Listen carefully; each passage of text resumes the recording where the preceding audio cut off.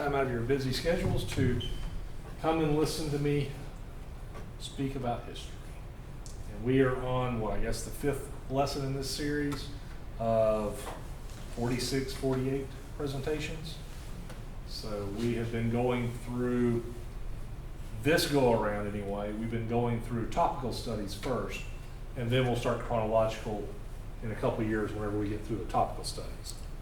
All the previous times I've done it, we started chronologically speaking and then gone to topical, but I figured I'd throw it around a little bit. But today we are talking about the history of Dowling Park. So we'll be looking at that part of the county, in and around what's now called Dowling Park. So any questions before I begin? All right. So, way back in the day, 200 years almost, when Suwannee County was still frontier, there were a few dozen folks, American folks, living here during this era, which would be during the Second Seminole War, which had just started in the 1830s, mid-1830s. Well, we already had a few ferry crossings, including down at Charles Ferry, Reuben and Rebecca Charles, we will talk about at some point later in the chronological study. But we had that one that was operating by about 1820, 21, somewhere around there, with Reuben and Rebecca Charles, and that's where Charles Springs is. That's where the name comes from. But we also had what's called Livingston's Ferry, which is just north of that a few miles, on that other road that you can see. And that was operated by Thomas Livingston as early as 1833. And it's even possible before that point, 1831, J.W. Robarts had received permission to operate a ferry which could correspond to that. We don't have records in our county that far back because our county was not established until 1858. So prior to that time, it was Columbia, and then at this point, it was Alachua and St. Johns counties type stuff, and Duval County. So we don't have all these records. They're very fragmentary, but from territorial records and such, we know that there were several ferries that were approved by the territorial legislature. At that point, the legislature had to approve any ferry. Later on, it became the counties. The counties could do it up in the 1870s and such, which we'll talk about later. So we have that ferry, Robarts, possibly then becoming Livingston's, and then Charles Ferry in between where basically Dowling Park is now located. And actually one of the descriptions for the Robart one was, quote, 5 miles south of the confluence of the Withlacoochee and Suwannee, 10 miles upriver from Charles Ferry. So that probably puts it about where Livingston's Ferry is. So I'm going to guess that it's probably about the same spot. Jumping ahead just to show you a picture of this 1872 showing that same ferry, and you can see the railroad that came through Suwannee County by that point. You still see Charles Ferry down at the bottom. So that's just another old map showing Livingston's Ferry or Livingston's Ferry, depending on how you look at it. But among the other ferries on that part of the Suwannee River, we had what's called Horton's Ferry, which was approved in late 1879 by the county commissioners. And this is by that point, we were now a state. It was after the Civil War, and the state legislature said, and the counties can approve ferries, not us. They had more important things to do. So Suwannee County, in conjunction with the neighboring county, approved the 1879 John J. Horton Ferry. And its description was 9 miles downriver from the ferry at Columbus, which is now the Suwannee River State Park, and then 8 miles upriver from the Mosley Mill Ferry, which was downriver from Charles Ferry. So pretty much we're looking at the position of what is now Dowling Park. Exactly. And this is one of the several documents we have at the courthouse, at the clerk's office, talking about the ferry crossings, not only the authorization for that, but they actually list how much it costs to go across the river. So in 1880, I believe, is this one. Yeah, this was actually Ivy's Ferry at Roland's Bluff, which would later be called Brantford. But at Ivy's Ferry, which was established about the same time as the Horton Ferry, if you wanted to go across the river with a 6-horse wagon, it would cost you $1, which was like, $40 today. If you wanted, it was only 4 horses, it was going to cost you 75 cents. 2 was 50. If you had one horse or a cart, it was 25 cents, a buggy 25, a man and a horse 10 cents, one person on foot was a nickel, and if you had a loose horse or cattle, each head was going to be 5 cents, and then sheep, goats, and hogs were a penny each. But that can add up. And when your county is surrounded on three sides by a river, and the only way you can get across is by ferry, that does add up, which just goes back to why folks didn't leave home much. They couldn't afford to. I mean, we know the gas prices today as they are. But still, $40 basically to cross 100 feet, 200 feet seems a little steep. But these ferry owners, they made a lot of money. Not only that, some of them would have like inns and such on that property. So they would not only sell you the traveling rights across the river, you can cross, but hey, if you're tired, you can stay in my inn. And oh yeah, I've got a trading shop too. Why don't you buy my stuff while we're at it? So, one-stop shopping and traveling. So it could add up. But this is common. You have a question? Okay.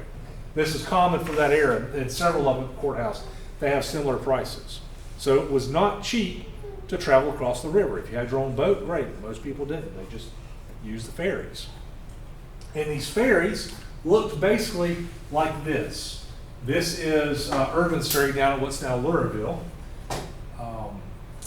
mid or early 1880s. And that's basically what it is. It was a rope across the river.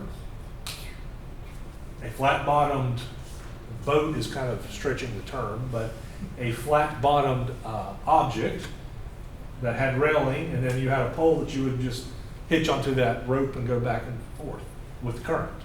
So there's several folks on there, and you see that buggy, or that, So that with one horse probably would have been what?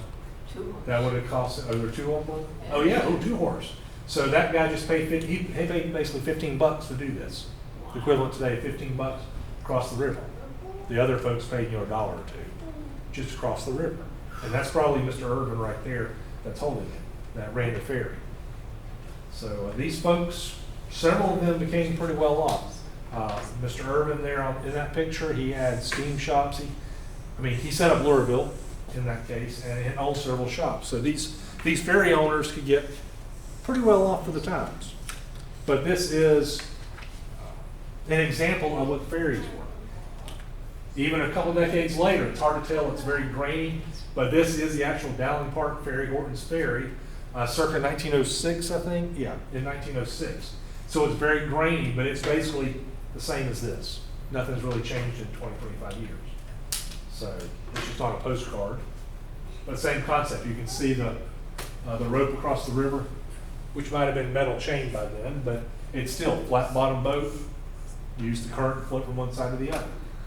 So that was very, very common on rivers throughout the country in the early 1800s through the early 1900s, really, when we started having vehicles. And then they had to build bridges and all that good stuff. So that is Horton's Ferry there at the bend there in Dowling Park. Just showing a later map from 1891, some of the communities. You will see by this point, we have a community called Hudson on the Suwannee. Right here. Sometimes it's called Hudson upon the Suwannee, or just simply Hudson. So it is there, and that is the location of Dowling Park.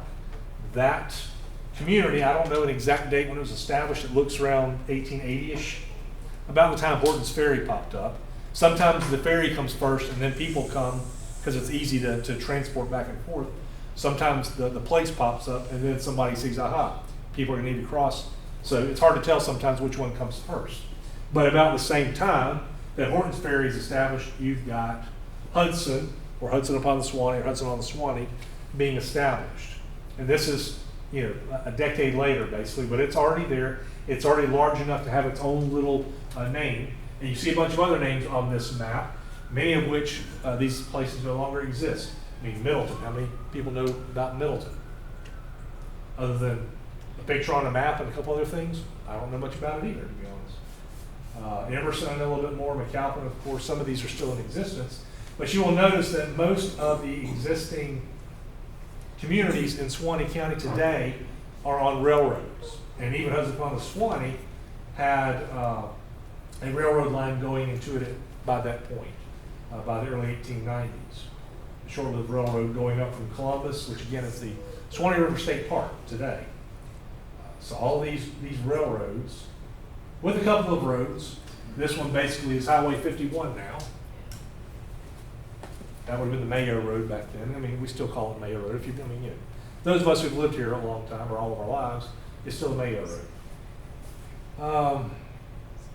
Noble's Ferry going up. You can see a few other roads, but most of these are on railroads, and that's just how things developed in Suwannee County and lots of other places. So, Hudson upon the Suwannee is a little community. Not much to it. It's got that ferry. And then about 1888 or so, we've got a gentleman by the name of Thomas Dowling. Thomas Dowling was born in Hamilton County in 1851, and he moves over to Suwannee County in 1888.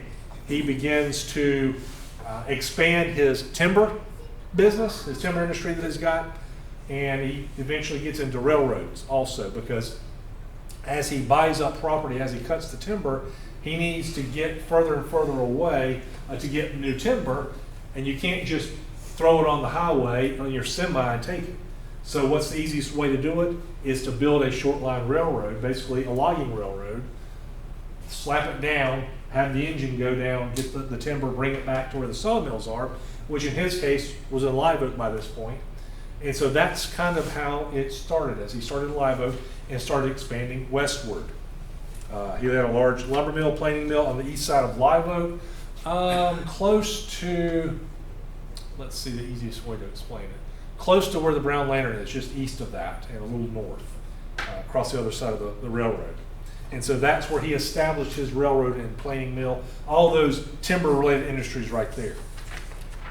And of course he needed a home to live in, so he built a nice, especially for the time, a very nice mansion. It was built in 1896, or prior to 1896, and from the records I've been able to see, it sounds like it was originally just it was 2 stories, it was nice, but it had 2 porches, the first floor and then a second floor porch. But then what he did was, when somebody from, I believe, Tallahassee was courting one of his daughters, and he was from the Tallahassee area, and he was used to fancier antebellum style mansions, Thomas Dowling said, fine, I can do that too.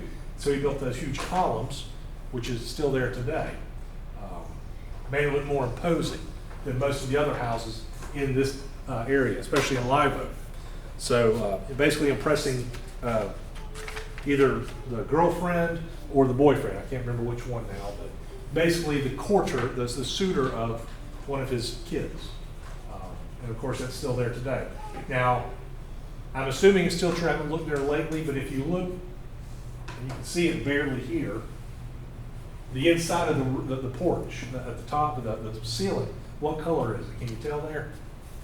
Should be blue. It's blue. Why? I just know they always did them in blue. It's blue because dirt daubers and wasps think it's the sky. They won't build nests there. Isn't that So that's what I've been told. And it seems to work out usually.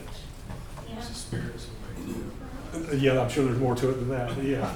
That's what I was told as a kid, was this, to keep the wasps and such from building nests. Because they think it's the sky. Okay, I can't build up there. But anyway, his house still exists, of course.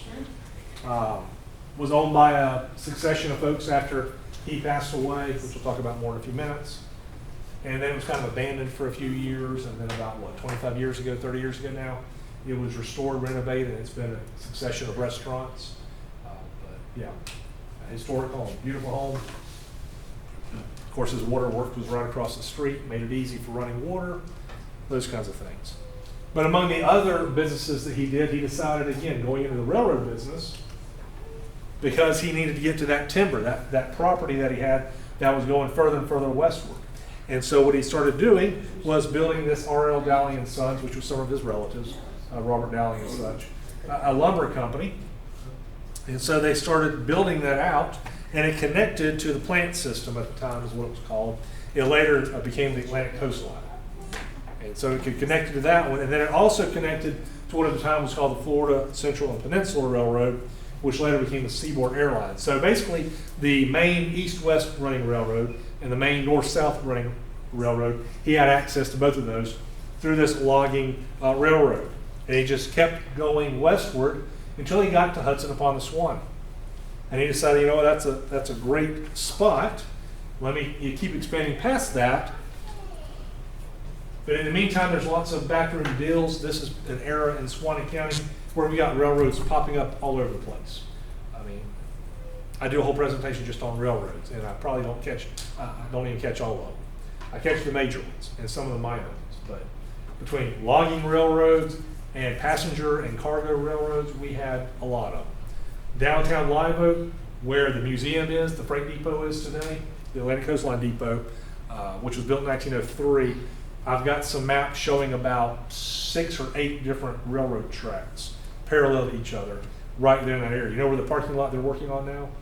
That parking space? That was rail after rail after rail, all the way up to the depot. So lots of railroads came through Live Oak. And then would go north, south, east, and west. So, and southwest, and all kinds of places. So they had access. Live Oak was a railroad hub. So backroom deals, Dowling was in charge of this railroad. He had some other railroads that were going against him. And so what happened was there was lots of political finagling, backbiting, backstabbing, whatever you want to call it.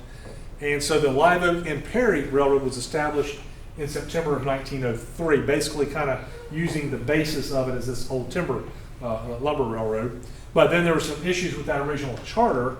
So 3 years later, in June of 1906, they reestablished it as what came to be called the Live Oak, Perry, and Gulf Railroad, the LOPNG. And it incorporated parts of other railroads like the Live Oak and Gulf and some others. So again, lots of railroads, lots of different names. Some of them have about 5 different names within about 20 years. It's hard for me to keep track. I have to keep looking at my notes because I can't remember them all. But this is R.L. Dowling engine. It's there at Live Oak in 1904. So that is now getting to access Hudson upon the Swanee. Still called Hudson upon the Swanee. But circa 1905, the citizens of Hudson upon the Swanee, because now Mr. Dowling has built a sawmill there, because Live Oak's kind of too far for a lot of his properties. It's closer to Hudson upon the Swanee. He builds a nice sawmill there, which brings in a lot of workers. They decide, hey, let's rename our community Dowling Park, or Dowlings Park originally, and let's have a lot of folks. So this is one of the houses built in the early 1900s. I don't know who's in front of it, but that house was probably used as a boarding house for some of the workers until they could build their own homes, and for the local sawmill at that time. Funny thing is, this house still exists on 250. It's just outside the entrance. You can drive by it. You usually tell it's it, depending on the renovations. But that house still exists. Pretty much the picture is being taken, I guess, from what's now County Road 250. So, the Live Oak and Perry and Gulf, LOPNG, the Lope and Gopher, and that's one of its nicknames, Lope and Gopher, because it was built on a timber railroad. Now, timber railroads were not built for comfort. They were built for speed, as in how quickly can we throw down these lines and stuff to be able to get to where we need to go. We don't care about comfort. We just need to get from point A to point B as fast as we can with our timber. So it was built on that base, and so it was bumpy. It was not what you would consider a comfortable ride. And so the LOPNG, Lope and Gopher, was one of its nicknames. The other was living on peas and grits, because it seemed like a poor man's railroad because of how bumpy it was. And there's another nickname, I forgot what it was. I think leap off, push, and grunt, because of all the bumps and the hills and stuff. So lots of different names for it. But it was a good rail line. It was just, its base was on a timber railroad. Temporary, they were temporary usually. You would slap it down, you would cut out the timber, then you would pick up the pieces and go to another spot. So it was never made for long-term use. They just developed it as such, as a Live Oak, Perry, and Gulf. And so this railroad, who now had the Atlantic Coastline as a majority owner, who was in competition with one of the other major railroads and one of the other minor railroads under the Drew family. They basically put a lot of money into this one because they wanted to go with this. And they kept expanding all the way to Perry and then even past Perry. Let's see how far. Hampton Springs, still number 3. They also went down to Mayo and some timber, some sawmills down there in the Mayo area. So they were expanding. So by 1907, they had, let's see, a description had 90 curves. So they had 10 miles of curves on the railroad. They had about 50 miles of straight track. They had 2 wooden bridges. One was 30 feet, the other was 100 feet, which were over the Spring Creek and Finn Holloway rivers. Then they had 80 trestles with over a mile total, the longest of which was over the Suwannee River at Dowling Park, and that one's 1,800 feet long. So that was their longest trestle. And they kept going slowly west. As they would cut timber, they would keep going because it was still predominantly used for timber. There were passengers, there were other folks and things being carried, but a lot of it was still logging related. They had 2 competitors. One of them was the South Georgia Railroad from Adel with the S&G, and then they had the Suwannee and San Pedro with S&SP. Suwannee and San Pedro came through the Suwannee County area towards, I guess you could say, kind of paralleled 51 to an extent, kind of, if you think about 51, kind of that same direction. That one in 1905 became the Florida Railway. That was the Drew family holdings, and they were fierce competitors live in Perry and Gulf. And to the Dowling families, the Dowlings and Drews were competitive because they were both in timber, sawmills, and railroads and all that stuff. The Florida Railway did not last though, and that helped the LOP&G. So while this is going on, Dowling Park is growing.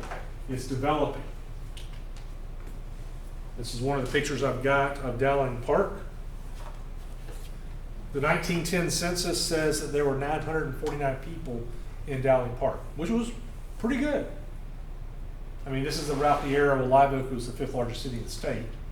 We had a few thousand, but Dowling Park basically had about 1,000 people. So it was not tiny. It was not a metropolis, but it was not tiny. In 1910, it had 3 company stores, all owned by the Dowling family. So again, you would one-stop shop. You would work for the railroad or the sawmill. You would be paid by Dowling's, the tokens and stuff. You could then buy stuff out of his places because it wasn't money per se. It was only good in his stores kind of thing. Or if you had an agreement with others, you'd have to use their stores. So he had 3 company stores. There was a hotel, there was a post office, there was a drugstore, there were several private stores, there was the railroad depot, 4 churches, and then the lumber administration building was there too. They also had 73 houses for just the lumber, the sawmill workers. So that was a big thing in Dowling Park. And then lots of nice homes. Those are pretty good size, nice homes there. Directly across on the Lafayette County side, there was what's called the Park Hotel. And that had swimming pools, a bowling alley, landscape grounds, and people from all over the world would visit there. This was the era like the Suwannee Springs, Dowling Park, Hampton Springs over in Taylor County. The era of people coming to sulfur waters thinking it was going to heal them from just about anything. It did not. It smelled bad, made them feel good, but this was that era of, I guess you could say ecotourism, the first era maybe perhaps. This is a plat circa 1906, probably a little bit later than that, but somewhere in the early 20th century. Now then, this looks all nice and neat and grand, but to be honest, most of these, especially the further south you get from the railroad, pretty much were just platted out on a map and that's it. They were still woods. There might have been a few hog trails and stuff through there, but pretty much they were mainly just, it looks good on paper kind of thing. But you've got several things up here that we're building up. You can see the Live Oak Perry and Gulf Railroad. You can see this bend. The hotel was over here basically. Yeah, even today, these, since I work at the county commission as clerk of the board, one of my jobs, you'll see periodically some of these are being vacated. Basically, the lots and blocks are vacated because nobody lives there. The same person owns, 20 of them, which makes up maybe 2 or 3 acres, whatever. And nobody's lived on them. Nobody's ever lived on them except for this one person.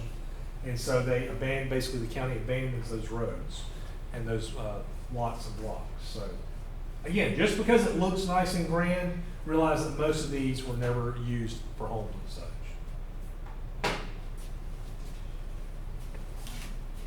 But on the river, a little different. This is the home of Robert L. Dowling in 1910. So he's got a nice river front view. His nice home. Nice 2/3 story home, big deep attic that could be a 3rd story kind of thing. They're on the river. But he was operating the timber and that kind of stuff at that point, the sawmill and such. So he had the money to be able to do that. By the 2nd decade of the 20th century, we've got a lot of railroads crossing through Suwannee County, as I already told you. And a lot of those communities that I showed you on the earlier map, they've got their own little railroad depots. This is the railroad depot at Dowling Park. Should be Dowling Park. It appears to be Dowling Park anyway, around 1910. Interesting thing is, if you zoom in very carefully, you can almost see it from even this. These 2 doors, that one says white, that one says colored. Sign of the times. Separated. Separate but equal, quote unquote. But that is a passenger railroad. You've got boxcars and stuff back here, but you've also got passengers. And that's pretty much the LOP&G. That's what it did. It would carry cargo. It would also carry passengers. It would carry wood, timber and stuff. But one of the places people would go when they go to Dowling Park would be the Park Hotel. Again, kind of a luxury hotel, if you will. One of the resorts. Lots of nice things. And here's a description from a 1904 Suwannee Democrat talking about Dowling's White Silver Park. See, that's kind of the name of it back then, lots of different variations of it. So, if you have not already visited this ideal spot, you should do so at once. One of the most beautiful parks to be found anywhere in Florida is to be seen at this place.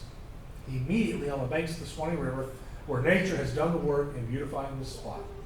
The river makes a great circle, leaving a plot of ground with about 100 acres in the shape of a horseshoe on which the park is located, with its huge oaks and cliffs of rocks, where you will find the finest sulfur water in the state of Florida. And adding to the pleasure of this beautiful spot, you will find a fine bathing pool filled with this sparkling sulfur water. Even better. I guess if somebody passed gas, you wouldn't know it. You will also find a good hotel where you can eat or get a first-class meal at any time. Also a number of beautiful cottages, which can be rented at $4 per week. Nicely furnished. You'll also find bowling alleys and other attractions. 2 large, nicely arranged pavilions where both ladies and gentlemen can enjoy themselves.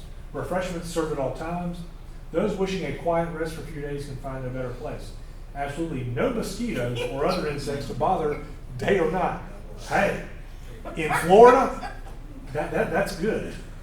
Whether it was true or not, they didn't have the Better Business Bureau back then, so you'd have to verify stuff. Special cheap rate of 50 cents from Live Oak, 40 cents from Star, 35 cents from Mercer, 30 cents from Platte, 25 cents from Lancaster.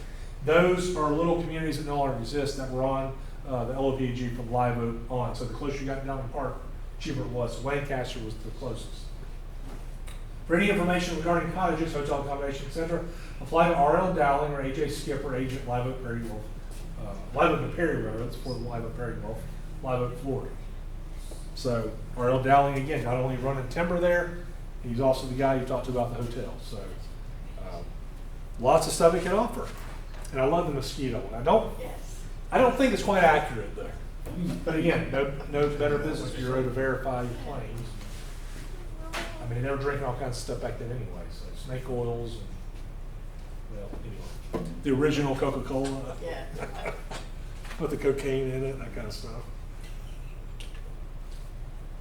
I'm not suggesting you do that, okay? I'm just saying that's what it was. That was medicine originally.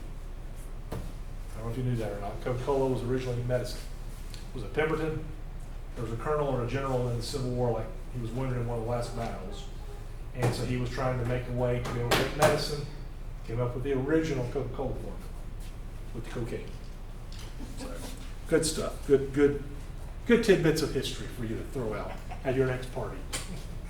So, Dowling family operates the railroad. Dowlings own a lot of the property in and around Dowling Park. Well, by the early 1900s, Mr. Dowling, Thomas Dowling, is getting feeble. And so basically by 1910, he decides to start selling off his properties. And so what he does is he sells a lot of it off to Richard W. Sears. Sears and Roebuck.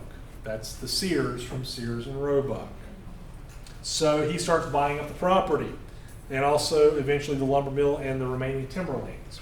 And he basically, there was a company set up called the Standard Lumber Company. And that was set up to operate the timber, the cutting side of it. But once it was cut off, the timber, the land was cut, it was clean, there was another company developed called the Suwannee River Land Belt Company, and that would sell the property, the now cut property, to folks all around the world. Kind of starting off at 26 cents an acre. He would sell it to the Sears catalog, and also the railroad agents. You know, you'd pick somebody up and say, hey, you looking for land? I know where some is, down there at Dowling Park. So they would sell it. And so this started about 1910.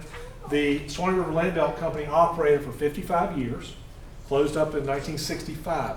By that point, they had made nearly 10,000 sales and sold some 100,000 acres.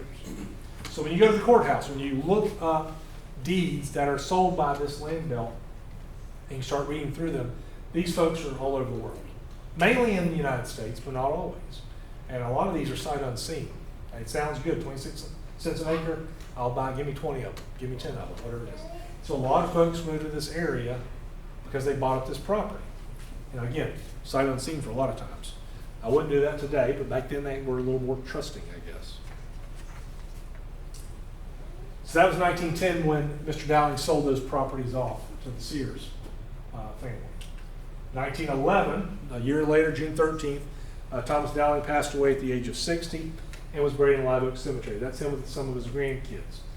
Looks like they've got, hopefully, play guns on their belts or something. Hard to tell. Picture's not the greatest, but anyway. So he was gone as of 1911. He's buried in the Live Oak Cemetery even today.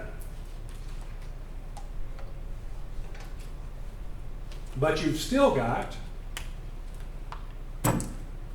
if you want to cross the Suwannee River at Dowling Park and about anywhere else, and you want to not use the railroad, what are you going to be doing? You're going to be paying that ferry guy again still.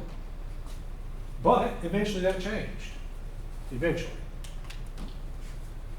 The first years of the 20th century, starting in about 1903-ish in some places, Suwannee County and whichever county was neighboring, Madison, Lafayette, Hamilton, started what I call a first generation of bridge building, vehicle bridge building. We've gone through, we're starting basically a fourth one, I would say, in the last few years. But in the from about 1905 to 1915 is that first era, and then the 1930-ish to 1947-ish is the second, and then in the 60s and 70s is the third, and then we're starting, I think, like I said, a fourth generation with Dowling Park actually a couple years ago. So these bridges in the first generation's case are built pretty much, most of them are built by the same company. There might have been a couple of bridges across the river at certain points. Before that, there's a description of a bridge in about 1860, 61 at Suwannee Springs. I guess it's wooden.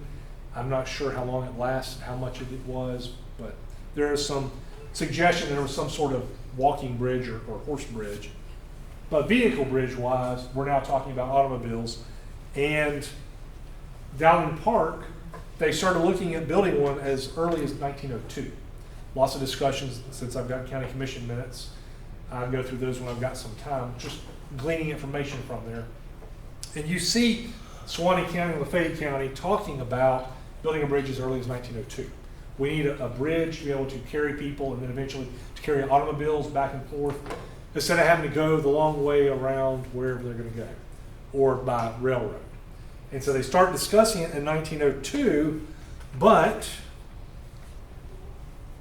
I won't say it's their fault totally, but Lafayette County a lot of times didn't have the money or support to build the bridge. So Suwannee County, according to the minutes anyway, would say we're ready, we want to go with this. Lafayette County said, yeah, hold up, we're not ready. So for 11 years they did this. Eventually in 1913 they said, all right, we're going to build it. And what they built was this bridge here. This is the first Dowling Park vehicle bridge. Metal frame with wood. Basically this is wood. The floorboards are wood, but the frame itself is metal. If you see right there, you can see the LOP&G railroad right there, crossing the river. And this is more or less about where the one is today. What they would do, and I don't know if y'all noticed when they built the last generation, this last bridge at Dowling Park, they built it just to the side of the previous one. So that's pretty much what they would do. They'd build over to the left, and then tear down the old one, and then when that one got old, they would then build back over here, tear that one down. So they're basically just alternating one side or the other, so they're not changing the road too much. A little bit of adjustment, but it's pretty much in the same spot as where the others have been. And you can see, because you can see part of that railroad, LOP&G bed even today. So pretty much in the same spot. We've got some descriptions of them showing too. So they finally get a vehicle bridge in 1911 and allows them, or let's say 1913, that allows people to drive by vehicle over to Lafayette County. And we had several on the Suwannee River by this point. That sawmill was still going strong, and it went strong for a good 25 years or so. And so this is a kind of a couple pictures thrown together showing part of the sawmill. And this was in I don't know what the year was, but it closed in 1929. They finally shut it down. The timber had been cut out in the area. The virgin timber, anyway, had been cut out in the area. And so they shut it down, and then it burned down in 1930. But while it was still going, a lot of timber. That was a lot. I mean, look how far down those rows go. And there's lots of them. A lot of timber, a lot of timber. This is a picture from circa 1915. And this was just one of the sawmills down in Suwannee County. Think of, probably half dozen of these around the county. This timber was one of our major exports. For decades, we had timber. I mean, this is a person. So those stacks are, 20, 25 feet tall. That is a lot of timber. I mean, millions of feet of timber being cut in Suwannee County in these years. And this little machine, this contraption, it's called a Ross lumber carrier. First built in 1913 by a guy by the name of Harry B. Ross. It's electric. It had front wheel steering, and it could lift 12,000 pounds, 6 tons. Sawmills used them. I mean, it's like a heavy duty forklift basically. And it was good for sawmills. Now the sawmill, that location, this picture you're seeing, it is now where Park of the Pines is. It's the mobile home park there in Dowling Park, Adventist Village. Pretty much that's where those aisles down those rows are actually kind of where the roads are today over there, more or less. Yes, sir. Do you know what kind of trees they were predominantly? Usually pine. We had lots of pine. Okay. And there might have been some other stuff in there too, but a lot of pine. We were a big pine tree producing, and we still are, the county. So yeah, most of that should be pine. There might be some oaks in there too, but mainly pine.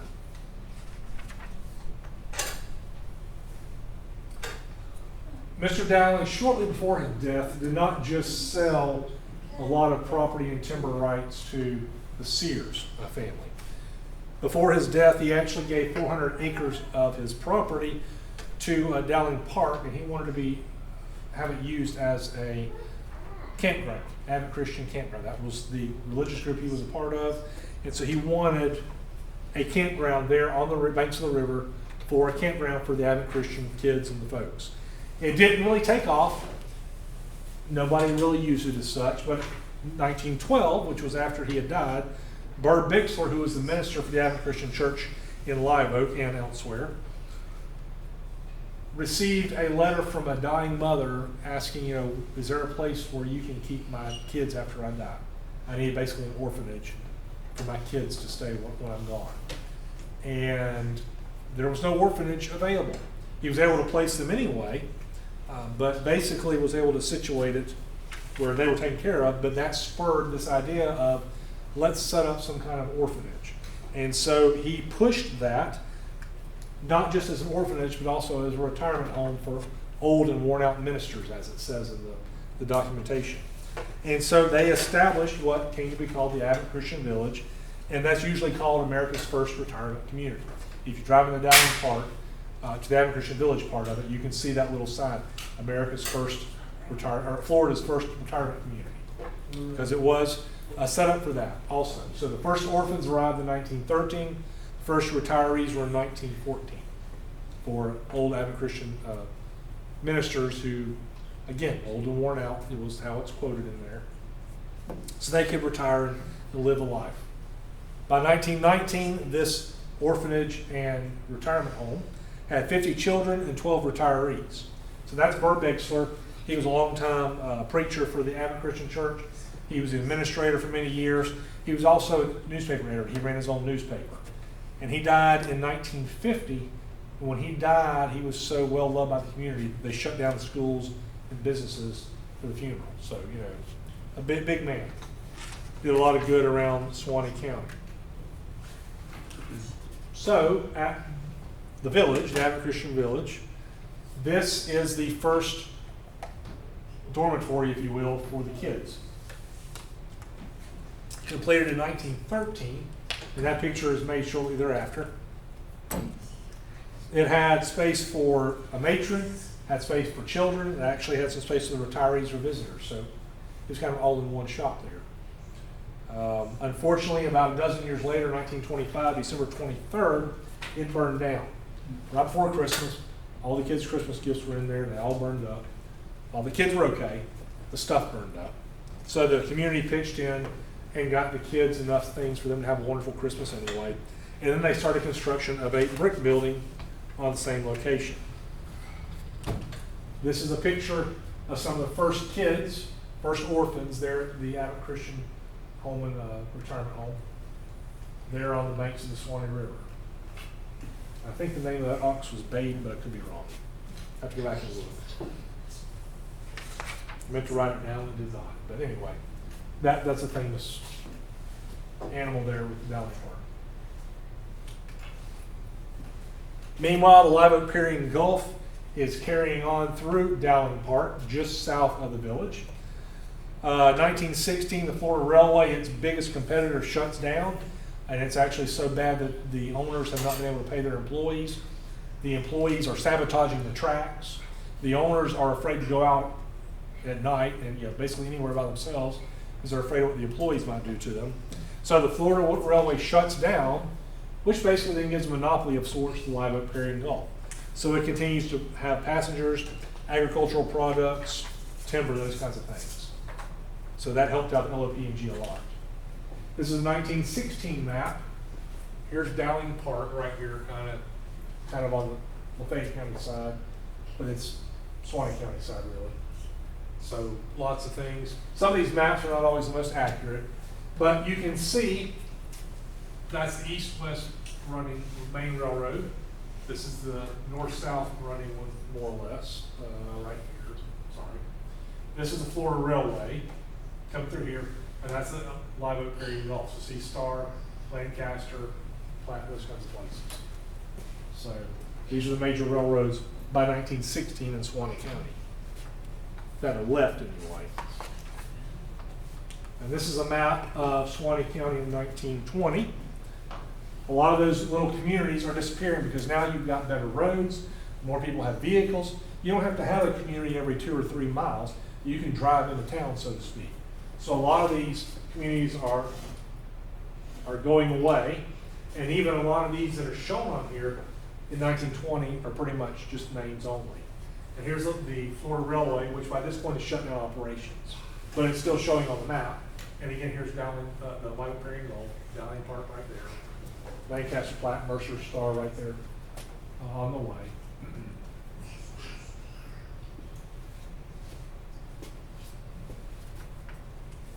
Let's see. All right. Ruby. We'll just call her Ruby for now. She has lots of last names as we go into this discussion. Ruby was originally Jordan. That was her maiden name. Ruby Estelle Jordan. She was born in Reynolds, Georgia in 1886, I believe. Double check my notes. Yeah, January 11th, 1886. Wiley Jordan was her dad. She had at least 4 siblings. In 1898, her family moved to Live Oak, which was growing and again was about to be one of the largest cities in the state of Florida at that point. And her father, Wiley, became the first postmaster of Dowling Park in 1906 when the post office was first established. And right after it was called Dowling Park. So he became postmaster. He only served for 2 years, and then he decided to go do something else. Basically, I want to be a traveling salesman. I guess that would make him more money than being the postmaster. So he left the job, and Ruby, who was 22 years old by this point, she becomes the postmistress of the Dowling Park Post Office. So she serves about 2 years before she marries Dr. Henry Maddox Strickland, and then moved to Live Oak, where he can have a better business there. And so she moves there. They have a daughter named Frances Alberta, who would later marry Hoary Hare, which we'll talk about in a minute. So Ruby was very active in social circles. She was, I believe, one of the ones that established the Live Oak Women's Club. She was its president from 1922 to 1924. She was a member of the Suwannee County Library Board, which ran the libraries at that point. Also, she was a Suwannee County School Board trustee. So she did a lot. I mean, she did not just stay home and, pop out kids and be pregnant and, make meals for the husband. She did lots of other stuff too. So a very social woman. Well, in 1920, women get the right to vote. Up until that point, women couldn't vote. So, in 1924, she runs for office as mayor of Live Oak and wins. 1924. She beat out several folks, including the former mayor, Emmy Broom, for that honor. So she got 214 votes.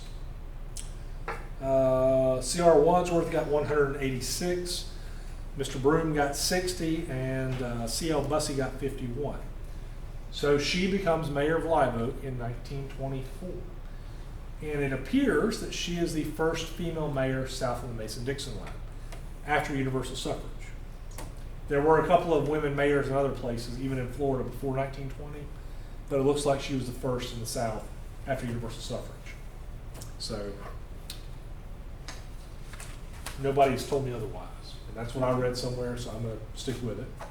So she served for her 2-year term, then didn't run again right away. And then 10 years later, she came back and did it again. In 34 and 35, she was mayor once again in Live Oak. But she stayed in politics. Just because she wasn't mayor didn't mean she wasn't involved in politics. She was big in the Democratic Party. She, in 1936, served as the state delegate at large for the Democratic National Convention that was held in Philadelphia, where they nominated Franklin Roosevelt for a second term. Her husband, Dr. Strickland, died in 1939.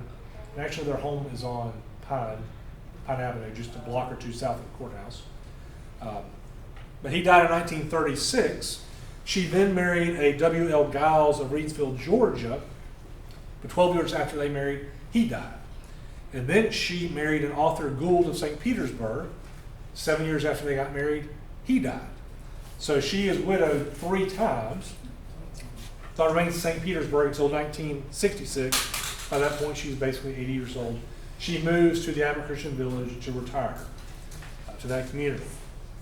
So she's very active for many years. Not only that, she's got a couple of generations after her that do it. Her son-in-law is Horry Hare Jr. from Live Oak.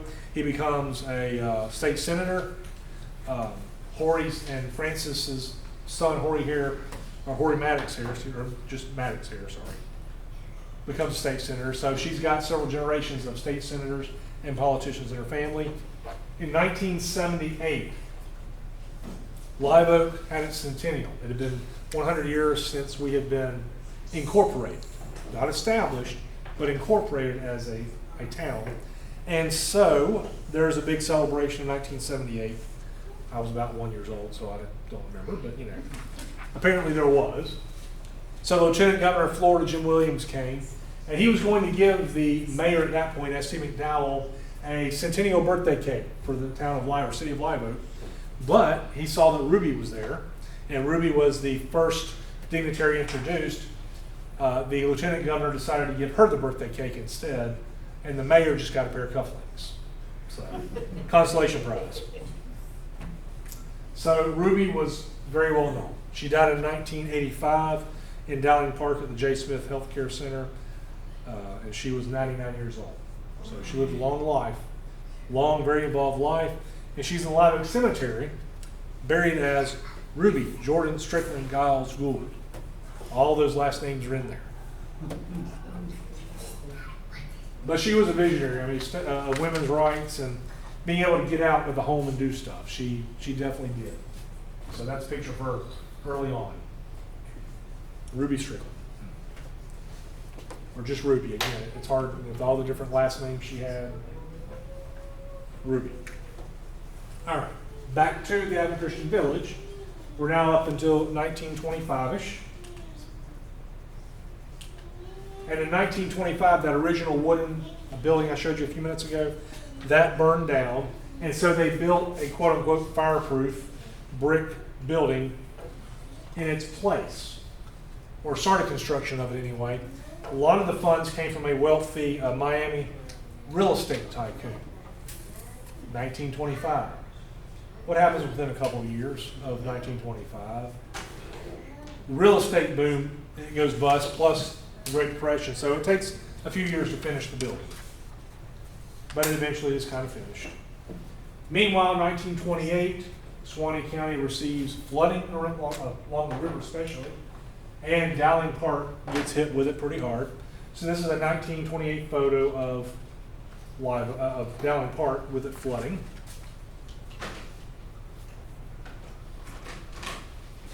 You see the cars in the background, basically probably some of the sawmills homes, sawmill workers' homes, I'm guessing. But lots of flooding in that area. And this is Suwannee County around 1930. So every time I show you a map, there's more and more communities that are gone. They're just going away. Florida Railway has been gone for 15 years by that point. Atlantic Coastline that way, Seaboard Airline, east-west. You've got Live Oak Green Gulf still going. But even on that, remember where you had all these other communities like Star and Lancaster, Platte, they're gone. Just New Bern, Dowling Park.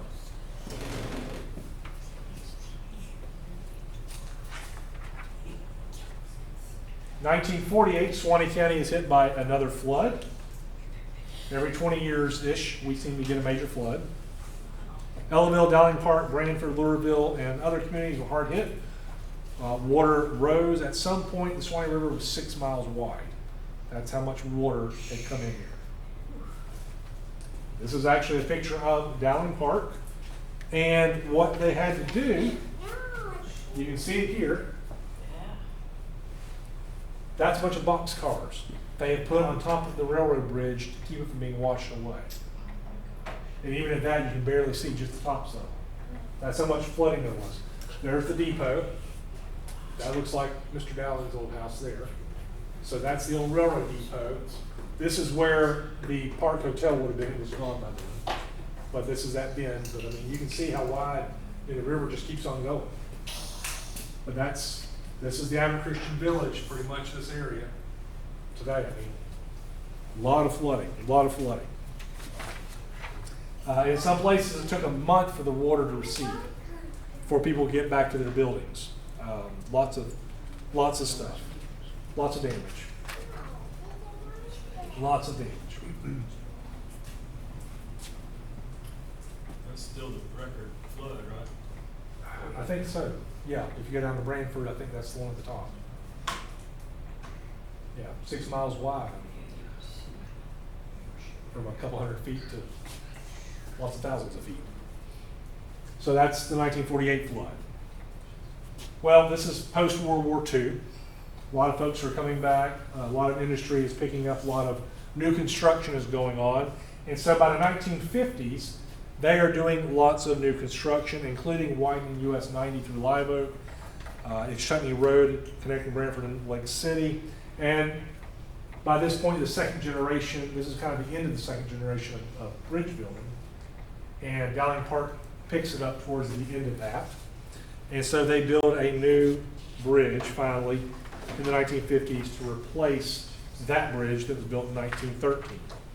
So its replacement lasts for, 60 years, until they just replaced it a couple years ago with a new generation of bridges. Let's see. Also in the 1950s, Live Oak, Perry, and Gulf is bought out by the Georgia Southern and Florida Railway Company. And so there goes 50 years of service to Suwannee County. It changes ownership, changes names a few times, but what's left of it, there's a little portion of it somewhere maybe out to the west side, maybe around Perry, maybe in South Georgia somewhere. There's maybe a little portion of it left, but basically by the end of the 1950s, the LOP&G is shut down as a passenger service in Suwannee County. You know, I've heard stories of some of the folks, like on Friday nights, if they were playing Perry, the Taylor County Bulldogs and the Suwannee Bulldogs, they would hitch a ride on the train, LOP&G, over to Perry, because they would basically set up an engine just for that. You would have a passenger train just to go to the football game and back. So, but that was shut down in the 1950s. And of course, that's lots of railroads shutting down at that point, being abandoned, being bought out. But the Advent Christian Village continues to grow and expand. And to be honest, if it was not for that Advent Christian Village, I don't think Dowling Park would exist anymore. It would just be another stop. You blink and it's gone because you're crossing to somewhere else. But that Advent Christian Village, and we could go into a lot of time, but I don't have it, so we're not going to get into it. But the Advent Christian Village, I mean, that's pretty much what it is more or less today. It has grown, it continues to grow. And with, there's a few things outside of the village itself, down here on 250, some stores and shops and whatnot. But pretty much without that village being there, Dowling Park would be nothing. It would be like many other communities over Suwannee County's history that have disappeared. So, thank goodness for the Advent Christian Village. Wonderful place to go, very relaxing place to go visit. Go to some of the shops, sit on the banks of the river. So, good to see. Good to see that continuing to grow and to expand in Dowling Park and bringing people, bringing jobs, bringing retirees to the community. So, and that's Dowling Park, in and out. Next month, we're talking about Wellborn, Lord willing, the creek don't rise. Any questions, comments, thoughts? I appreciate y'all's time. Thank y'all for coming. Thank you. And Lord willing, see y'all next month. Thank you very much.